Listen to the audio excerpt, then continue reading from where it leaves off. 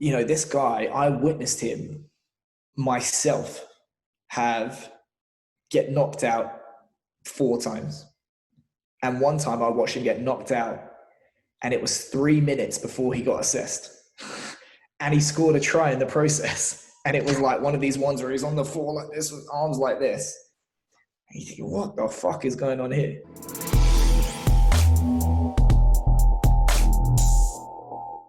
Welcome to the Upside Strength Podcast, your number one fitness and performance resource in Switzerland. Today, I'm happy to welcome back to the show the founder of rugbystrengthcoach.com, strengthcoachnetwork.com, one and only performance consultant, Keir Wenham-Flatt. How you doing, buddy? Encore une fois, merci à tous.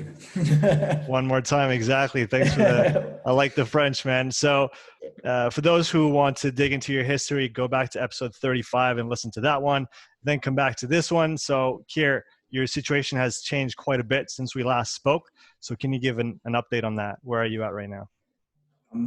At my house, where that's the only place I have to be today. So I decided to step away from full-time coaching, certainly for the time being, maybe permanently. And I left the college, let me think, 2nd of October was my last day. And I kind of put online initially what I did was I was going to put it on Medium, and I just clicked publish because I've never published on Medium, don't have any followers, anything like that. And I put it up and just kind of mapped out exactly what it was, why I was making the decision that I'd made. And I didn't realize that it was linked to my Twitter account. So it had just gone out to 20,000 people.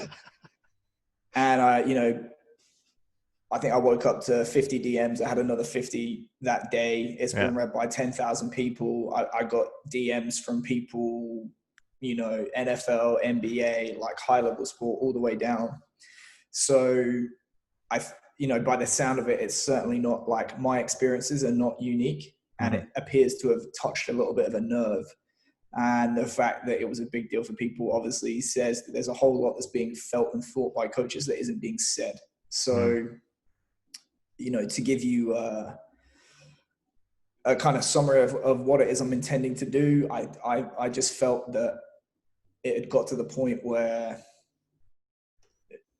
do I feel like my opportunity to have the highest impact or like the highest use of my time is going to be working in the college sector?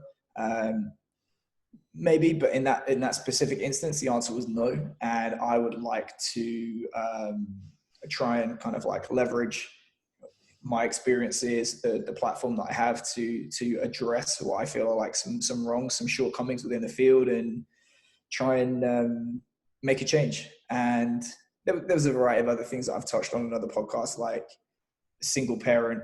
The lifestyle of an elite level strength and conditioning coach was absolutely not conducive to that. And I could have found a way to pay for childcare and make it work and stuff like that. But, the exact phrase that I used to the head football coach when I left, and he was extremely supportive, was, I'm not going to raise somebody else's kid at the expense of my own. And, professionally, we just kind of talked off air. I feel that that particular role had expired its use in propelling me towards what I said I wanted to do, which was to work in the NFL. I truly think that if I am going to work in the NFL, it's probably not going to be anymore because of, oh my God, he's spent 5 years going 5-7 at William & Mary. Nobody's saying that. And just in terms of the purpose and the mission of the work and stuff like that, I was very, very honest about going to work for Eric Corum at the college. He's probably one of the few people that I would work for, because I have a hard time working with people that I think I know more than you, and Eric's not one of them. Eric absolutely knows more than me. And I worked with Scott, and Scott was a fantastic assistant. So Eric left. Scott got the opportunity to go to Arizona, and the support and the kind of like intellectual stimulation around me went down.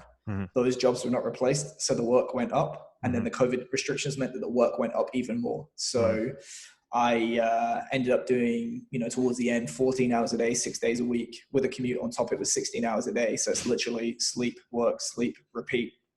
And I thought, nah, fuck this. I don't need the money. So yeah, I'm not doing it. No, that's a fair way to go about it. I want to come back to something you mentioned before, um, becoming a father with everything that comes with it. What was your view of fatherhood before you stepped into those shoes, and how do you see it now?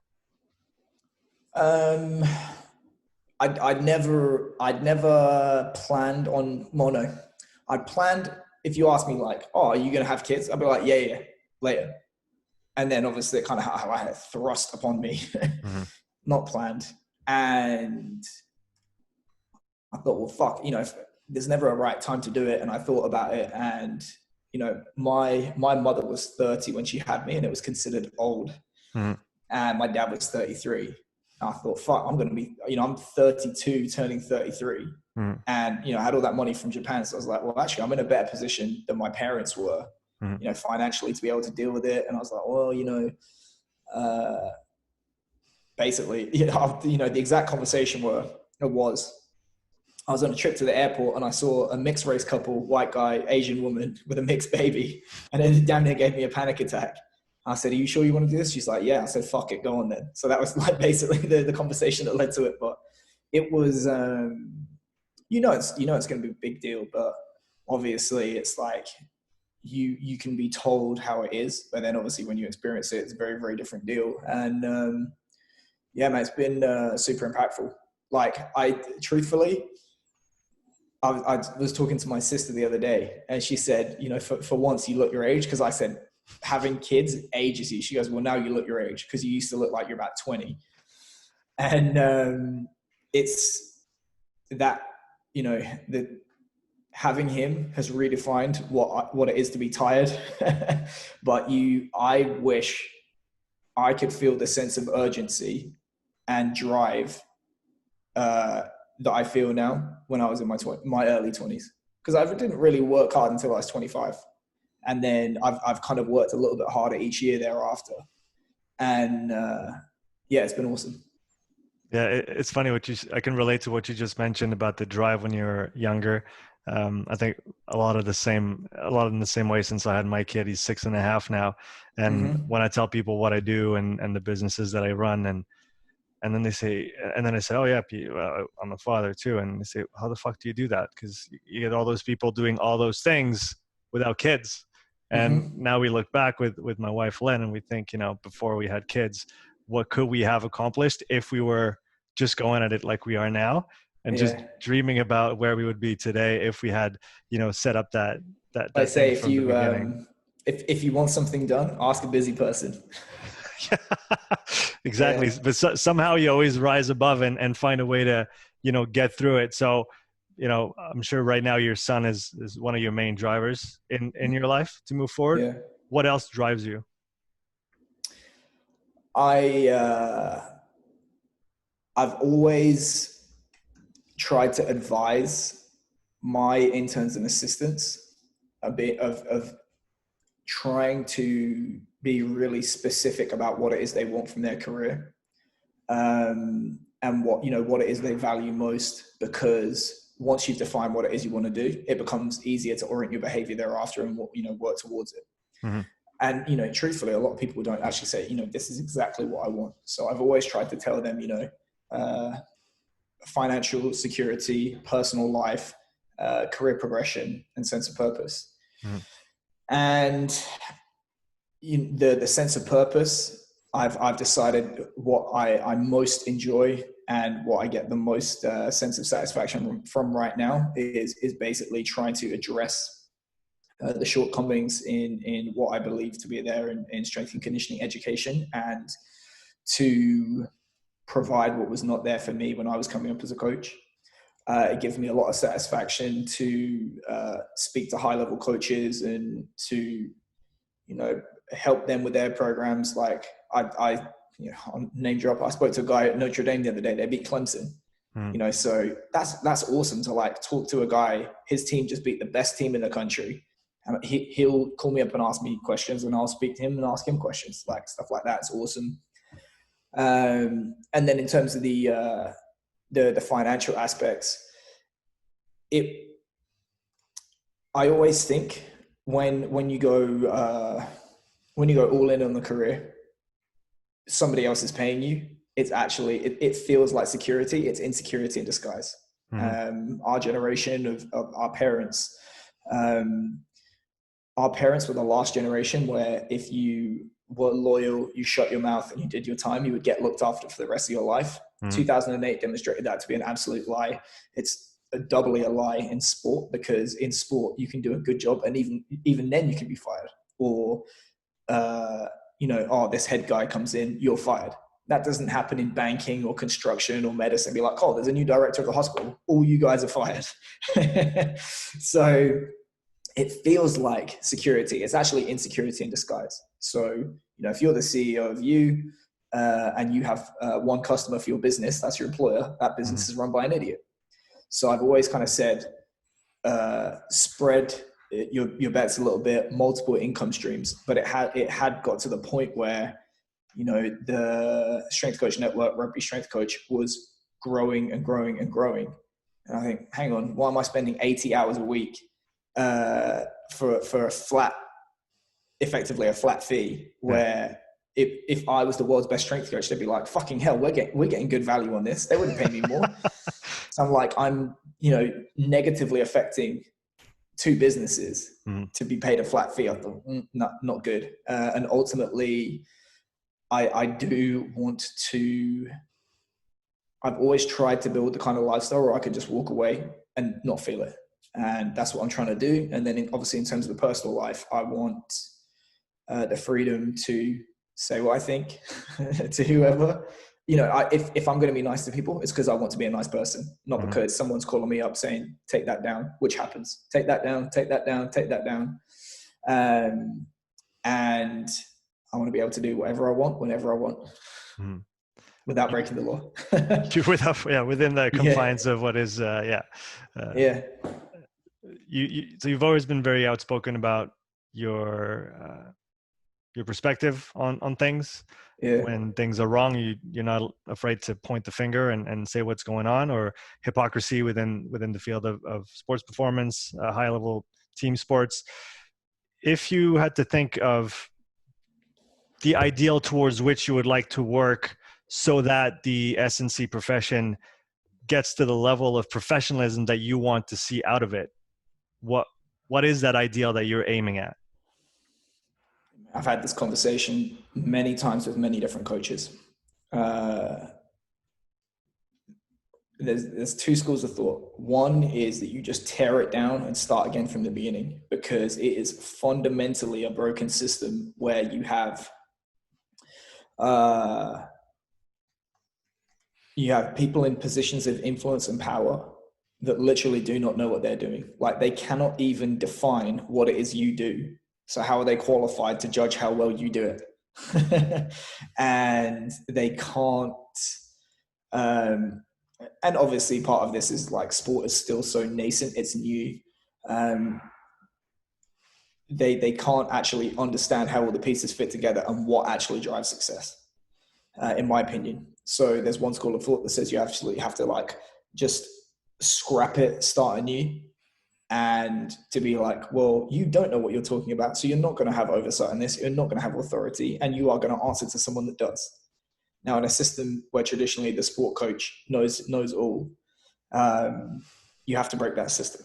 Or you try and cajole and persuade and educate and stuff like that.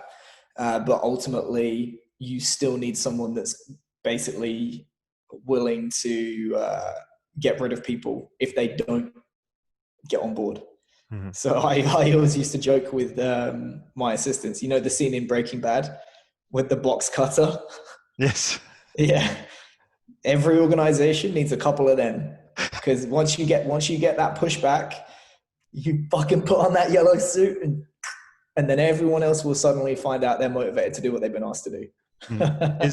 Do you think there might be a third way to achieve that? Maybe a longer one, the way that maybe you've taken with Strength Coach Network from the educational standpoint, where you can build something that's somewhat parallel to the current, maybe the current respected entities in the field. If we just throw some letters out there, NSCA, UKSCA, you're now providing with Strength Coach Network an alternative that is, I mean, in my view, infinitely more valuable than what those kind of old school learning modalities provide. Would there be a way to do that from the coaching standpoint in I one way or mean, another? yeah, within strength and conditioning, yeah, absolutely, I think so.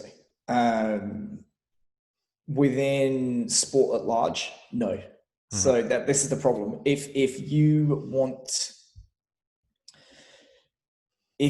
want to be judged on how healthy are they, how well do they move, what are their physiological outputs like? Absolutely, yeah.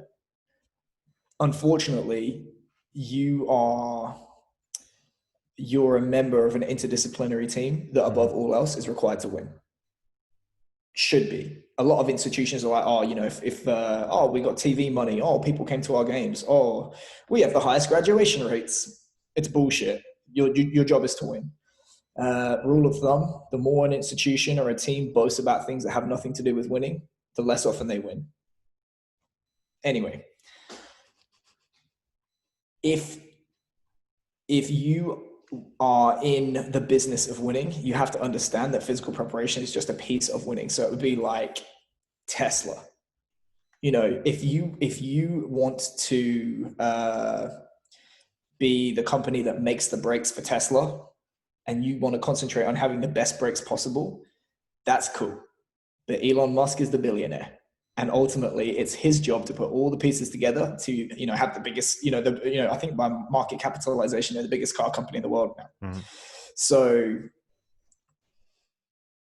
if you want to get lost in the weeds, yes. If you want the big picture, what you need is a CEO that understands exactly what it is everyone else is doing, how they're going to define success, how they're going to measure it, and how they're going to put all the pieces together. And fuck, dude, if there's 5 CEOs out there that can do that within sport, I'd be amazed.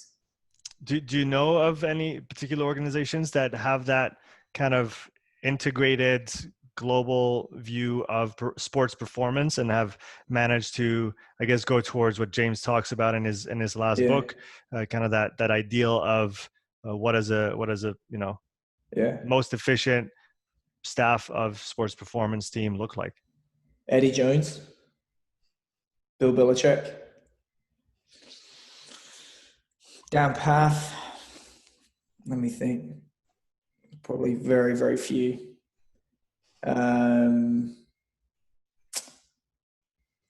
There's not a lot, dude. There's not a lot. I think, maybe Trent Robinson. I didn't gel with him, but he's clearly successful. I think he won his first premiership at 35. And I'm 35 now, and that blows my mind. And he's won 3 since then. Yeah, so, yeah. But they're far and few between. It's like they're so obviously successful when it happens, you can kind of pick them out.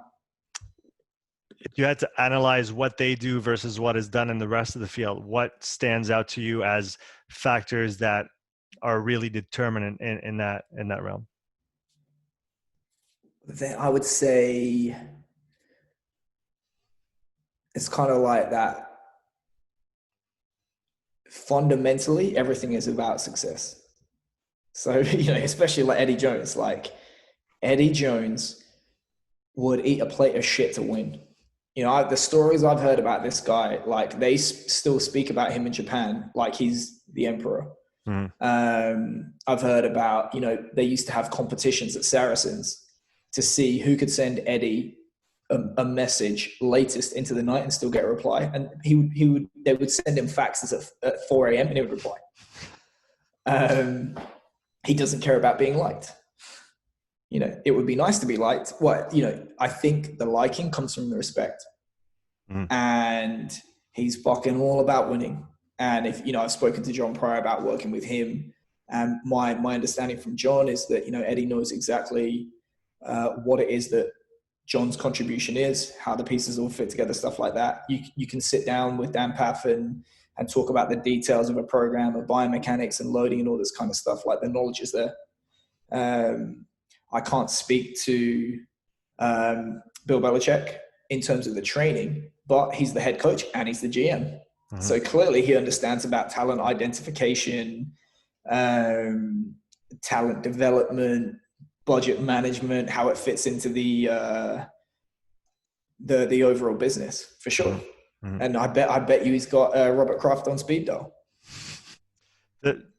Maybe to play devil's advocate a little bit, don't you think there is a difference between those top level teams? You talk in international rugby teams, you talk in NFL, champions, and then what happens, for example, at the collegiate level with maybe departments or schools or universities that have many other things on their plate besides winning. So what does winning mean in that context, in the context of maybe a university where it's not just about that team being the top thing in the world at all costs? Do you see what I mean? Then they'll fail. They'll fail. Listen, it's you can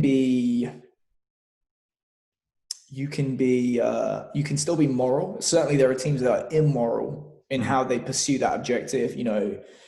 Just basically, I know someone that played with a kid at Division 1 level that couldn't read. Now, that's just outrageous. Kids getting paid, families getting paid, stuff like that. But,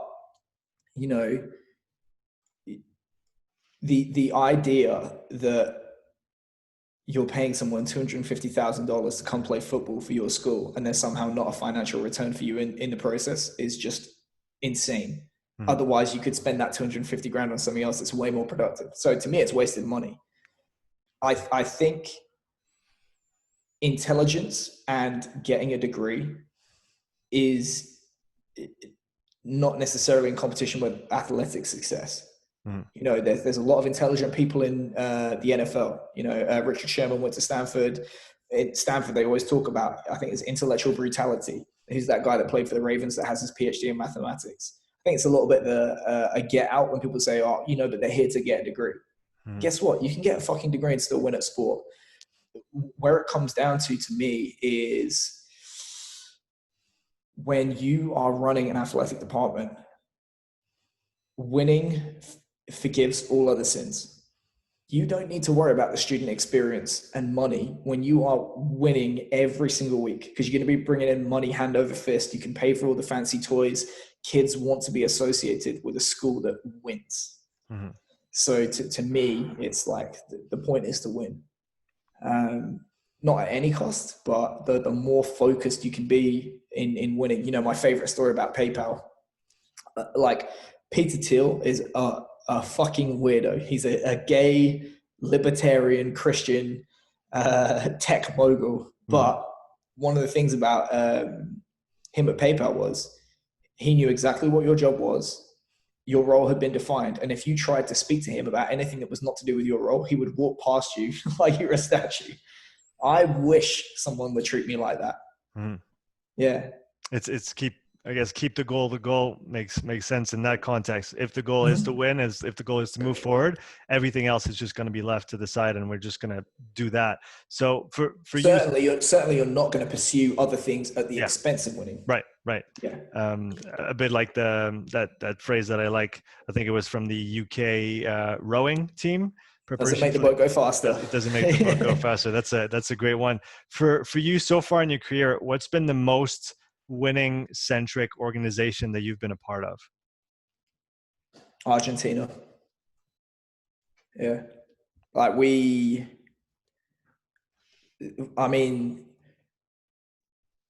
there were guys in that team. They had a change of coaches.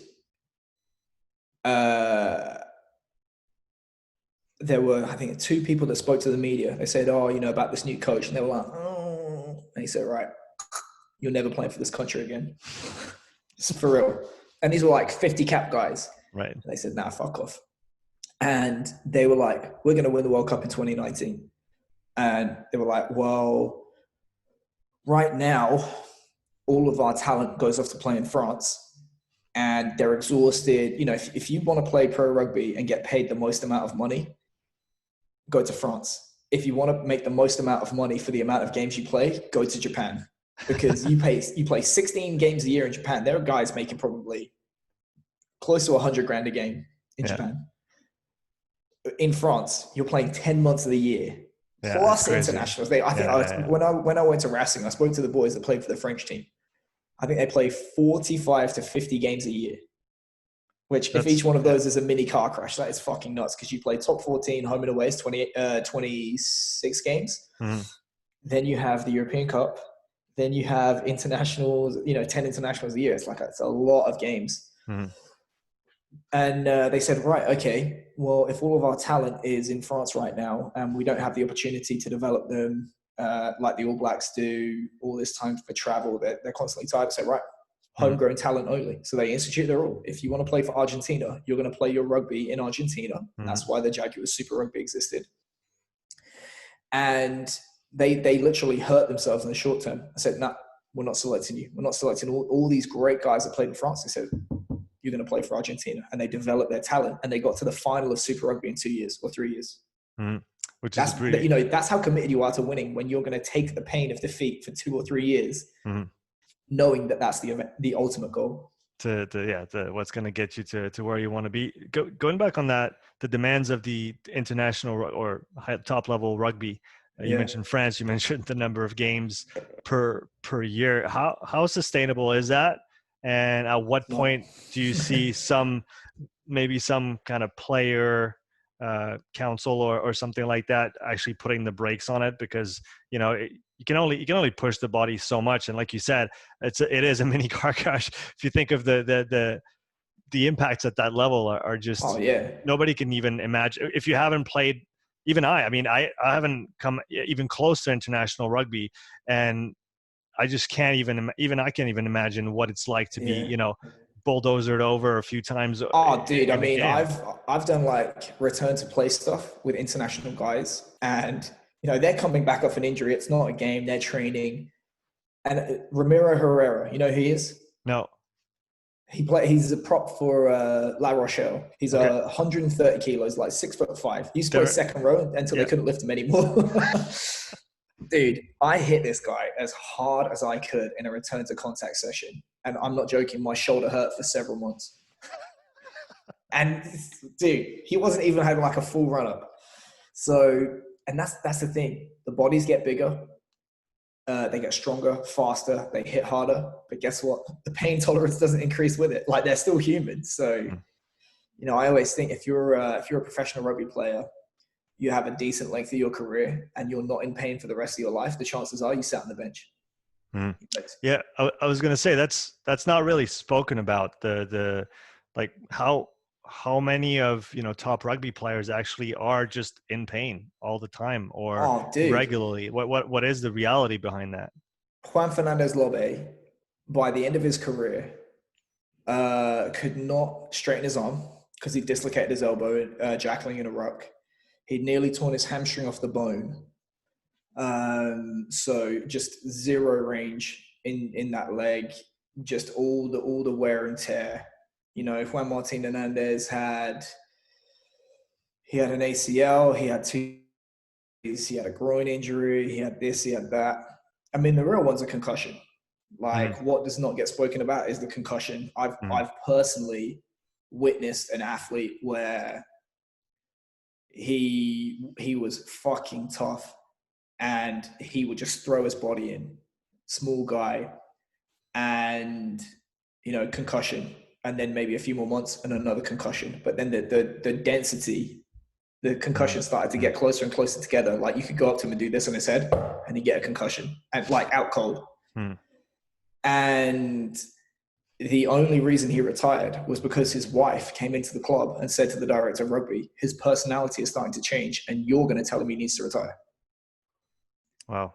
And that's one club. And I've seen another club where I had the conversation with him. I noticed all these concussions, and the physios had sat us down. This is I won't say the year. The IRB had made a big deal out of these regulations where if you display any concussion symptoms, you have to go off for an immediate HIA. If you fail the test, you come back on. And when they trialed the system, I think it was like 95% of athletes that did an HIA failed, did not return to the field. And, this guy, I witnessed him myself get knocked out 4 times. And one time I watched him get knocked out and it was 3 minutes before he got assessed. And he scored a try in the process. And it was like one of these ones where he's on the floor like this with arms like this.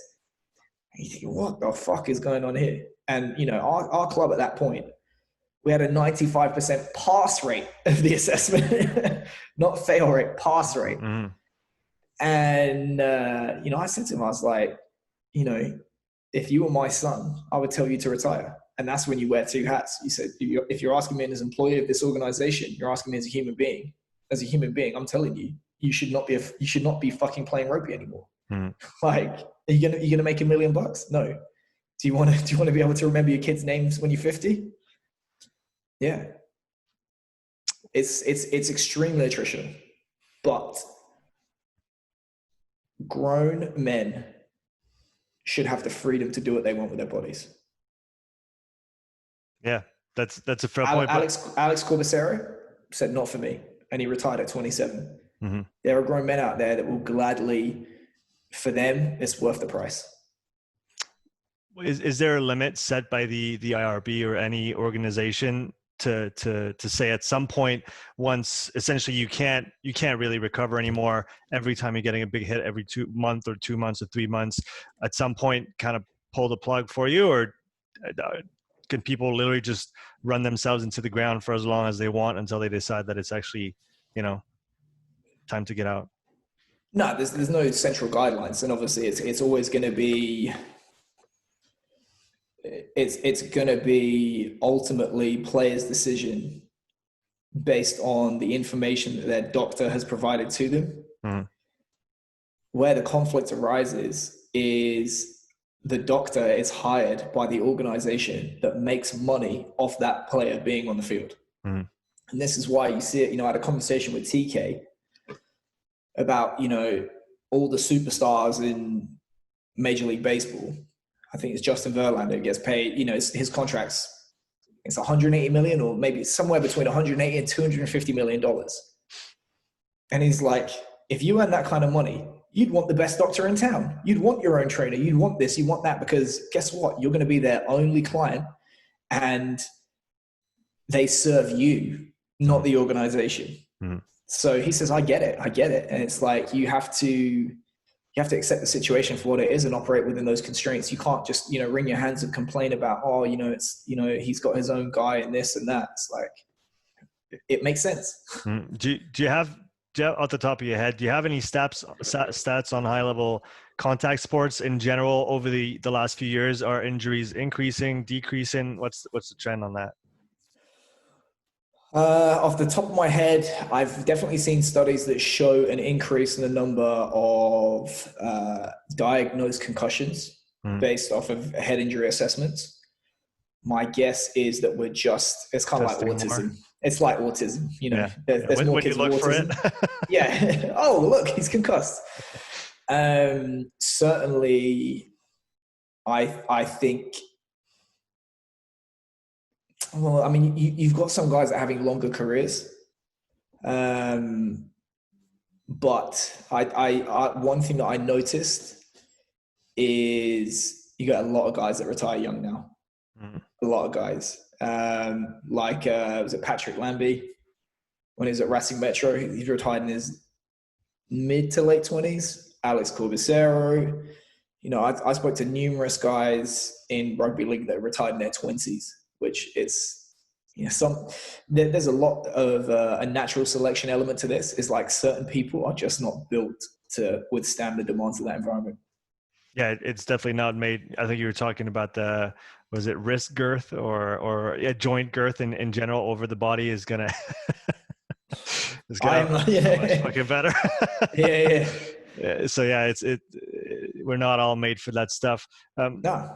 Yeah. So switching gears a little bit, besides maybe the organizational level of things in professional sports that we already talked about, what do you see as the biggest area for improvement or development within the sports performance realm? Well, within college football, it's to my mind, it's kind of like the Navy SEALs thing of like the Navy SEALs are the most elite organization on earth, primarily because they have a fucking velvet rope and they only allow in, to my mind, speaking to a few other people as well, you have to be such an elite individual to get into that unit that it becomes like a self-fulfilling prophecy, and they perpetuate the success because you've put the kind of person in that's gonna never have to be told. They are told, but they're going to drive their own success. And within professional sport, I think the same is true. It's like if you can assemble just an elite group of individuals, half the job is done for you, right? And within the NFL combine structure, if you look at physical, tactical, technical, psychological, are you familiar with the concept of a bust in the combine or in the draft? No. So they'll draft this guy super high, okay, and be like, he's fucking useless. And we just spent, the most famous one is a guy named Jamarcus Russell. So if you check this guy out, he's the reason that a salary cap exists for rookies. They paid this guy $65 million, and he's considered the biggest bust of all time. Just outrageous, like, character flaws that people talked about. They're like, fucking hell. Like, famously, this coach, they had some suspicions that he wasn't doing the work. So this coach handed him a DVD with the film on it for the weekend, or the plays that they wanted to run. He said, "Yo, I want you to look at this film. Tell me which ones you can work with. Tell me which ones you can't work with, and then we'll regroup and go from there." So he gives him the tape on over the weekend. He comes back. He said, "Right, which ones? Are you happy with it?" He goes, "Yep, happy with them all. Yep, good to go." Blah blah blah. And it was a fucking blank DVD. And that's a guy that's getting millions and millions of dollars per year.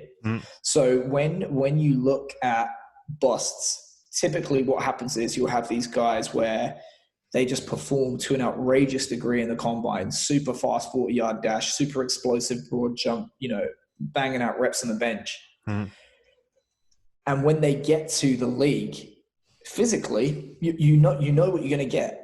So those assessments actually have a high level of predictive value. Looks powerful in the combine, powerful on the field.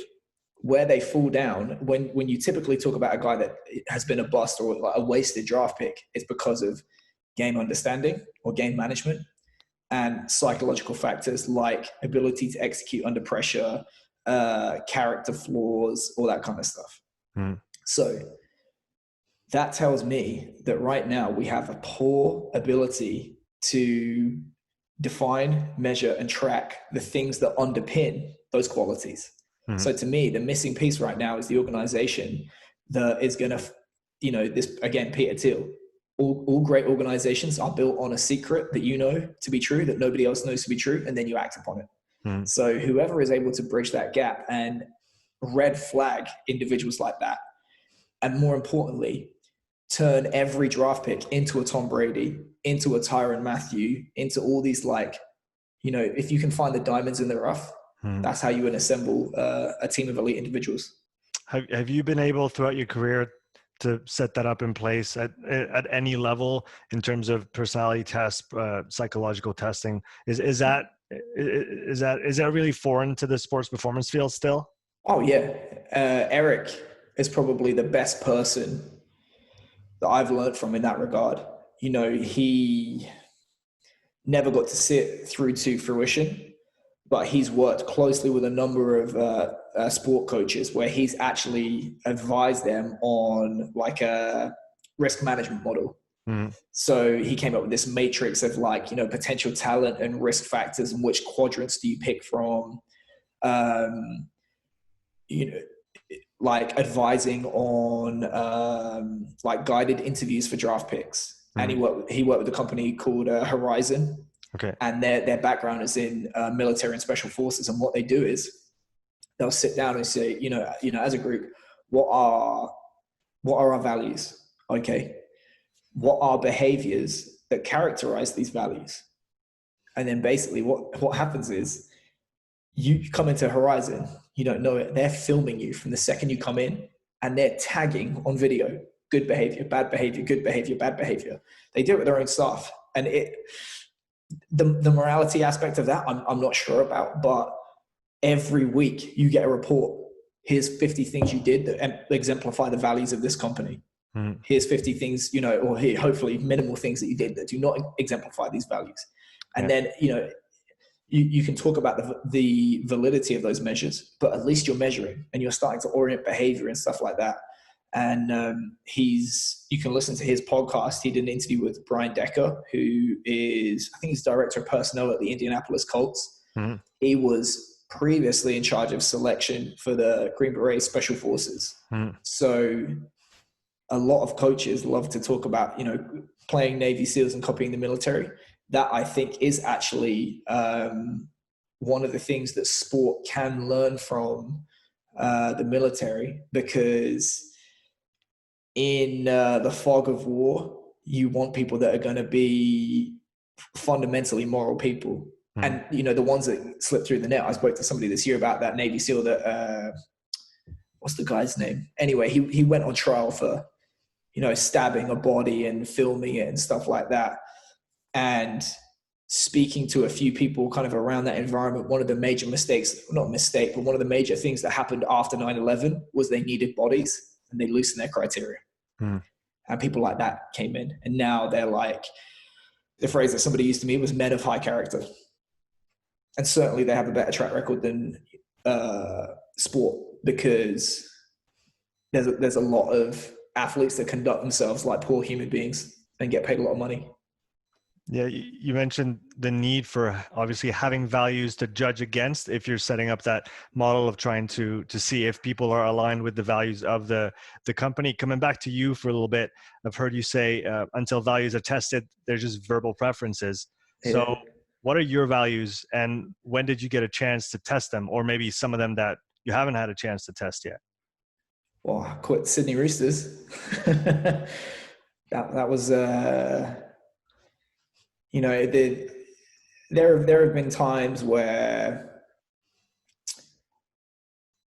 I've taken moves in my career, or I've made decisions in my career where people have been like, what the fuck are you doing? But they don't know why I'm doing it, or they don't understand why I'm doing it. So, I would say certainly intellectual curiosity or intellectual honesty is one that I've been really, really big on. Like, I'm not going to play a role for coaches and do shit that I think's dumb. I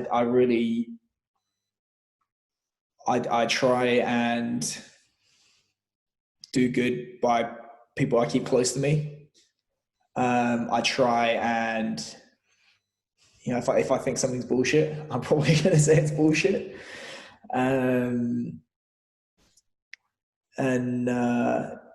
Those Sydney Roosters was a great example of that. So this is fucking bullshit. I'm not doing this. It would have been easier to sit there and take the money and, have the status, but I thought, fuck this. And, most recently I've done that again. So those are some of the values. And it's not really, I'm not one to, write down a piece of paper like, oh, these are my values. But I've tried to, ask myself like certain questions, like test questions, to like distill it. So is like, when you work somewhere, you're like, would I want my son to be coached by this individual? Would I let this person take my sister out to dinner? Will me in 6 months, a year, 5 years, thank me for the decision that I'm making right now? All that kind of stuff. I think it's more that's kind of the thought process I go through. By no means perfect.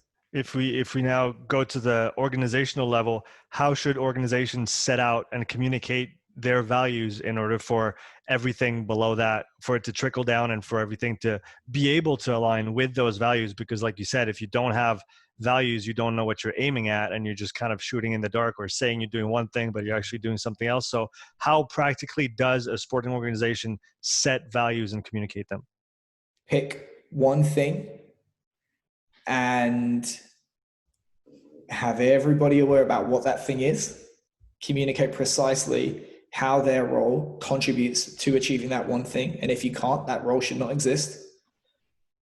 And have an agreed upon metric or metrics, limited number of metrics like key performance indicators, as to how you agree you should be evaluated on your contribution to achieving that metric, and work like fuck towards it and remove all obstacles in the way. Is there any other top value that a kind of a top sports team organization could have besides winning? Is that always the end goal? Should it always be the end goal? You should win the right way. This is the thing that I guess I'm like making the assumption. I'm not gonna,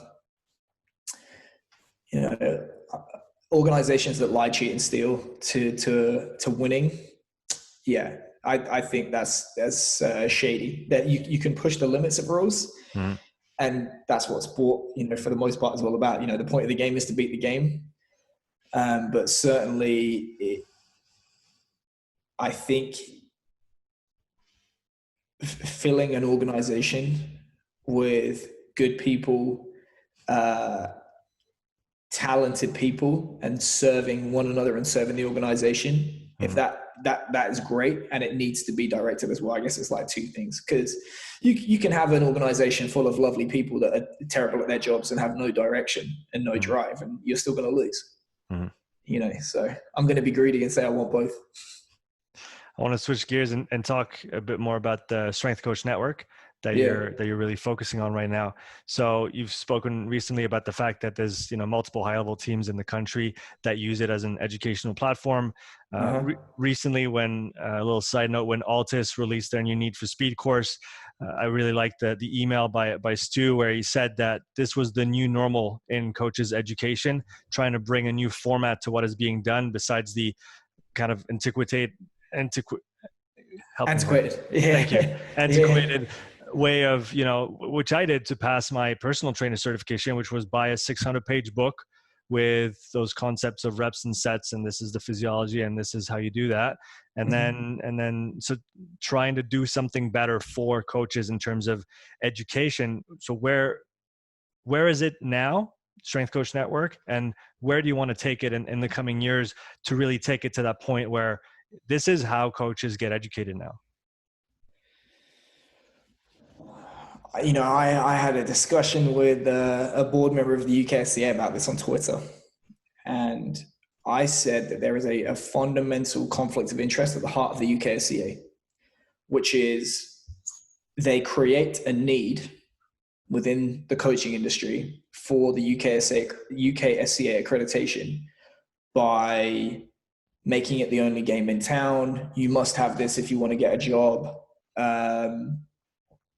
It's such a tough accreditation to pass, all that kind of stuff. Gatekeeping almost. Exactly. And when you're the gatekeeper, you serve the consumer, which is the athlete or the person being coached. At the same time, providing education to coaches to pass that accreditation, you are fulfilling the need that you have created, also known as a monopoly. And when you're in the education business, you serve the people passing the education. Because if you and I compete in the field of education and you have more people pass your education, you're going to take business away from me because those people will tell their friends and blah, blah, blah, blah, blah. Legal definition of a conflict of interest is when you serve multiple interests that may be in direct competition with one another. So Nassim Taleb, alignment. When it's good for you, it's good for me. When it's bad for you, it's bad for me. If you are both accreditor and educator, when people pass your accreditation, it's good for you as the educator. When they don't pass the accreditation, it's good for you. Oh, look at how high the barrier is. We're so elite. So when it's good for you, it's good for me. When it's bad for you, it's good for me. His response was, well, you're a money grabber and you're a liar.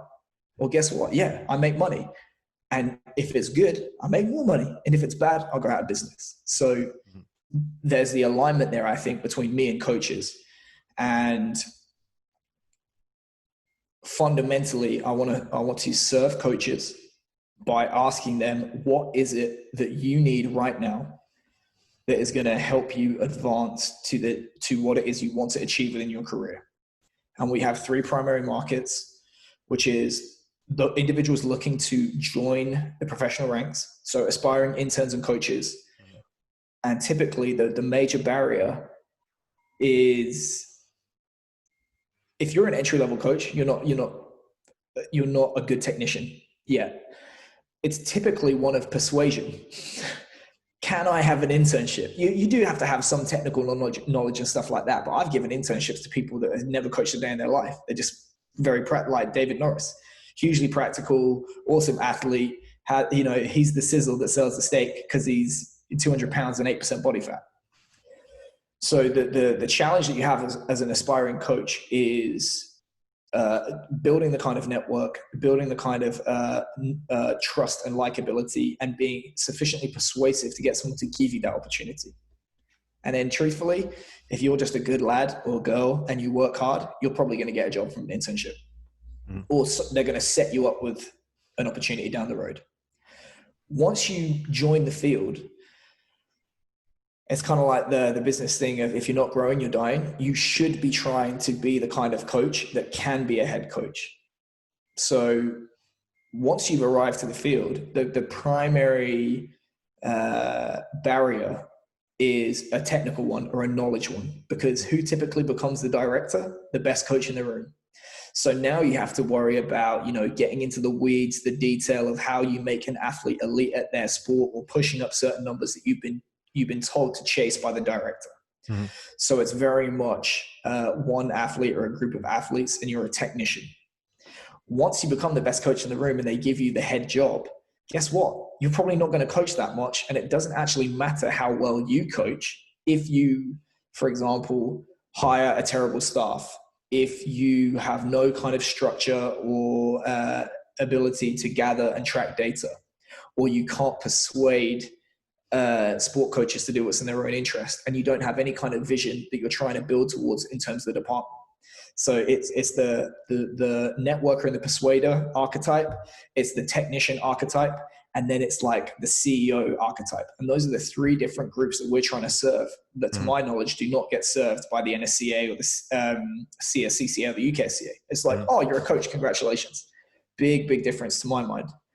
And what we're trying to do is, ask people in the trenches, what do you wish you had when you were coming up? What do you want coaches that you're hiring right now to have in terms of knowledge, skills, and experience? And then how can we provide coaches with those opportunities? So what we're going to be doing is, in the coming years, probably the next 18 to 24 months, we're going to be producing long form courses for those archetypes. That's going to be, in the region of 20 hours long, with a big reading list, big papers and resources where available, an actual like in-depth Q&A. You have to demonstrate you've absorbed this knowledge and show us that you get it. Mm-hmm. And it's going to be 360 career development. So it's not going to be, oh, this is speed training, this is agility or stuff like that. We're going to talk about that, but we're also going to talk about if you're an aspiring coach, how should you design your career? How should you reverse engineer the career that you want? How should you network? How should you persuade people? All this kind of stuff. How should you structure yourself to be financially robust? If you're a director, how do you recruit, develop, and retain a high-level staff? How do you communicate with sport coaches? How do you navigate a disagreement? How do you build a championship-winning culture? So all these different things. So we're trying to drill down exactly what it is that people need and provide them that. And any Strength Coach Network members will get a discount on that. How do you not become, through this process, how do you not become the entities that you're trying to do better than? Focus. So go. If you want to accredit, go accredit. We're going to serve coaches. We are going to listen to people in the trenches. So the advisory board for this is not me telling people like, oh, here's what I think you need. I've asked people in Power 5 colleges, the NBA, the NFL, elite level MMA, the EPL, Premiership Rugby, like Olympic training centers, the AFL, all these different levels. So it's a composite of all of those different people's opinions. So we've tried to remove bias from that and really work backwards from what it is that people want. And I think if we are doing a good enough job of listening to the people that we serve, and we're responsive enough and competitive enough, because this is where like that kind of private sector competition comes in, hopefully we'll not do that. The problem with the monopoly, I think, exists with, like, for example, the UK SCA, is they don't have to fucking listen to anyone. Oh, well, I think the UK SCA is bullshit. Okay, if you don't want it, don't work in the field. Right. And, you know, it's like, it's a bit of a circle jerk. Mm-hmm. Sure, they're lovely people, but it's just a bit of a circle jerk. So, you know, I'm no interested in being a part of that. So you talked about those courses, which I think are going to be highly valuable and beneficial for all the coaches out there. Like you said, all levels, all archetypes, on the Strength Coach Network platform itself. So it's a very much a conversational platform. You're now bringing in Q&As for coaches. So what other features would you like to see appear in the coming months or years as you develop this even farther? So that's one of the things that we brought in recently, is going to be a bi-monthly Q&A. So like a live Q&A. The Q&A on Instagram is very popular. But just due to the nature of what it is, 15-second story, it's like you can't give in-depth answers. And maybe it can be not as useful sometimes for people to write out answers. They just want like a short conversation. So that's what we've tried to do with that. Mm-hmm. We're currently in the process of creating a series of resources like cheat sheets. So those archetypes that we've talked about each month are going to get another cheat sheet that they can just carry around in their pocket. That's going to be really useful. So I had a conversation this morning with one of my staff members where we're going to be doing a resistance training methods cheat sheet. So it's going to be all these different training methods, you know, eccentrics, drop isos, overcoming, yielding, maximal strength, accommodating resistance, ballistics, myo reps, all these different kind of things, the adaptations they trigger, recommendations for, you know, loading, all that kind of stuff. And it's just an A4, you print out, take it with you, you can put it up in your office and stuff like that. And it's got my branding all over it in case somebody steals it and they want to do marketing for me. Do you see, like, is there space in the coaching education sphere? Is there space for other complementary learning modalities that you might like to see emerge that are not quite there yet? Maybe like you emerged out of what was available before and it's new and it's bringing something good. Is there space for other things like that? Sure. You know, I'm not imaginative enough to say what it would be, but I'm sure there will be. You know, it's like if you are solving problems for people and you're useful, it's going to grow. You just have to hope that the market's big enough that you can actually build a business off it. If you're solving a problem that only 5 people have, then yeah, you're going to struggle. What do you hope that Strength Coach Network becomes over let's even talk about the next decades? What kind of legacy do you want to leave with this after you know your time has passed? What I want is that when people take these courses and we have a directory of people that have passed, it means something. So they'll look at that and say, fucking hell, that's impressive. Or like, that's a stamp of approval. Like, actually, this person probably knows what they're talking about. Mm-hmm. How we're going to achieve that, I don't know. I think that there's talk in the UK right now of a chartered status for strength and conditioning coaches. If that does happen and there's a separation between accreditation and education, and basically it's not the UK SCA reverse engineering their own assessment to provide education, if it becomes a blind process and it's just like, hey, here's the assessment criteria, and then we can, you know, put together an accreditation, or, you know, not an accreditation, an education that helps people pass that accreditation. Great. That would be, I would welcome that. My guess is they would not. Because they're like, oh, you know, everyone's welcome to provide education to pass the assessment. It's like, hey, you write the fucking answers. Yeah.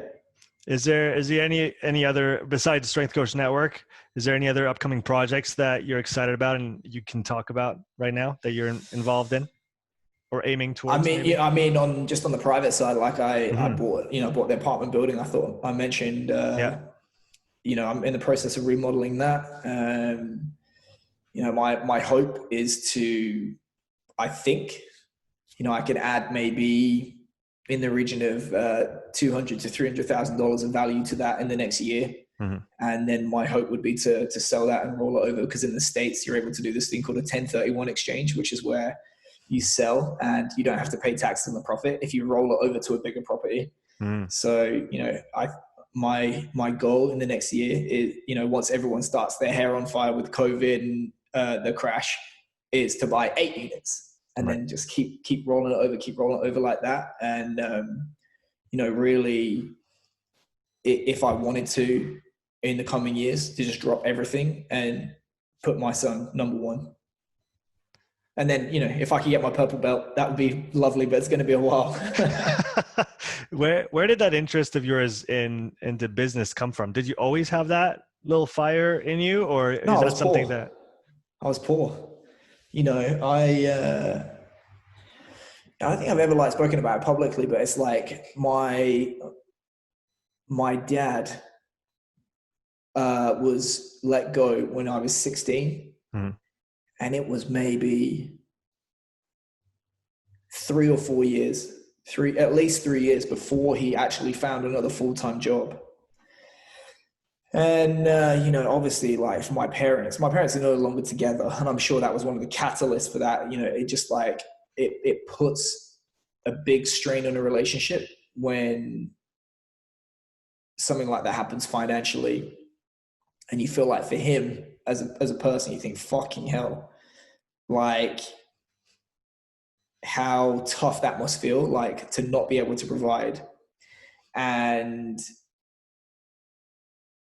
again, 2008, you just see the safety net and keep your head down, do your time. It's fucking bullshit. And when you look at people that do whatever they want, I'm not saying money makes you happy. Freedom makes you happy. Mm. When you look at the people that are most free, it's because they've made the kind of money that allows them to escape that lifestyle. And the people that escape that lifestyle do not play the game of, to double your money, you have to double your work. Because there's a cap on that. Jeff Bezos does not work however a few 100 million times harder than the average school teacher. Mm. He's made $100 billion this year, because guess what? There's no relationship between how hard he works and the limit on what he can earn. So I think for me, I'm going to structure my life in such a way that there's not that relationship. So I literally, yesterday, somebody said, "Oh, do you do consultations?" I said, "Nope, don't rent my time out. I don't do online coaching for individual people anymore. Mm. If you want me to do online coaching, it's going to be for an entire team, and it's going to be X amount of players at, X dollars per year. Mm. And I'm going to do it that way." So I'm just trying to focus my efforts on things that I can scale and, double the productivity without having to double my work. Mm. For example, an online community. If there's 5 people, if there's 500 people, it's the same word for me. I do work on it more now than I used to. Mm. And that's because it's just that gathering of momentum. And I'm working harder on it because I want to. Yeah. Besides the financial aspects of freedom, and we'll finish on that. What does freedom really mean to you? Work however you want, think however you want, say whatever you want. And I think it's one of those Nassim Taleb things, or maybe it was Mark Baker, but it's you're measuring your freedom based on, do you have to be somewhere at a certain time when somebody else says you have to be? And that's, it's fine. For a long time, I was quite willing to pay that price because I loved the environment that I worked in. And, getting to be a part of those environments. But you have to understand the cost of being able to taste that environment is cap on earnings, cap on what you can say, cap on how you're going to work, all that kind of stuff. And I thought, I've had enough. Keir, thanks so much for coming back on, man. Pleasure. Take care. Cheers, man.